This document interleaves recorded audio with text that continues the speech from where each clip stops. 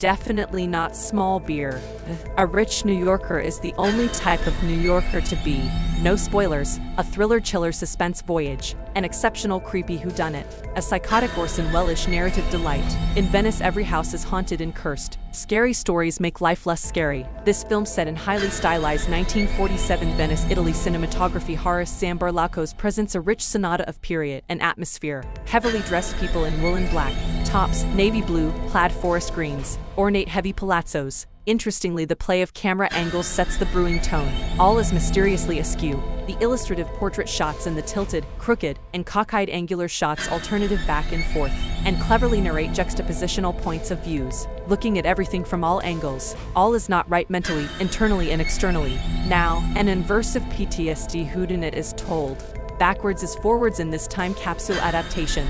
No need to say more, the film unfolds as it may, and only then will the killer be reasoned out. A tight ensemble overview and everyone holds their own. Kenneth Branagh, snivels and high IQ. Kyle Allen, bruised and sweaty. Camille Cotton, frantic and fragile. Jamie Dornan, Clark Kent. Tina Fey, spunky and spiffy. Jude Hill, surly smarty pants. Ali Khan, sidekick number 2 preempty. Emma Laird, sidekick number 1 preemptor. Kelly Riley, hairstyle and angst. Ricardo Scamarcio, snarls and snide. Michelle Yeoh, broody and broken. Director Kenneth Branagh uses a quiet style of filming that focuses on the actor. Like a microscope, telescope, and binoculars, his directions zoom in and zoom out, placing you up close, sideways, overhead to scenes and subjects. This style turns the entire production into a type of examination room. Everyone and everything is circumspect and a clue. Writer Michael Green reveals plot and personalities with surreal monologues, confessional recounting, psychological blurting that never tell you anything, however reveal everything.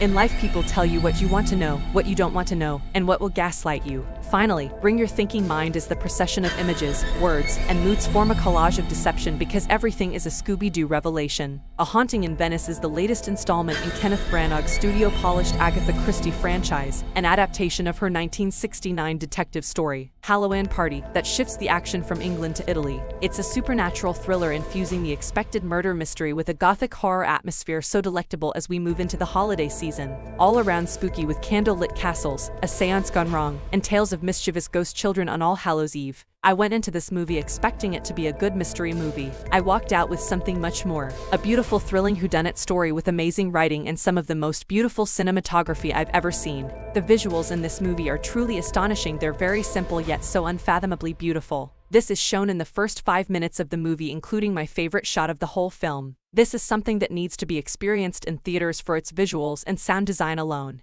The character writing in this movie is so incredible. Each character is written so well, and the main detective is such an enjoyable leading role. Kenneth Branagh does a fantastic job alongside Tina Fey. I haven't seen Murder on the Orient Express nor Death on the Nile, but if they are even close to being as good as this, I'll be happy to watch them. The movie lacks the eerie atmosphere commonly found in horror films because, in reality, it's more of a murder mystery in the Poirot franchise. I personally think it missed the mark. It's not supernatural either, although that theme plays an important role in the movie, influencing some of the characters' actions and personalities. I wished it had a scarier rating than PG-13. It felt more like a spooky campfire story told with proper Victorian language, largely due to the extensive narration. The dialogue itself was decent and had a certain wit without feeling forced. While the cast gave decent performances, there wasn't much they could do to elevate the movie. It reminded me of the sentiment expressed in See How They Run, that if you've seen one whodunit film, you've seen them all, and this film seemed to confirm that. The camera work, perhaps due to the IMAX viewing, felt shaky, and the edges of the screen often appeared blurry. The story itself wasn't particularly engaging, and when the mystery was finally unraveled, it didn't have a strong climax. The plot twists were just okay, and they couldn't make up for the shortcomings of the underlying story. I found it hard to become invested in the movie or its characters, so I didn't care much about how everything unfolded.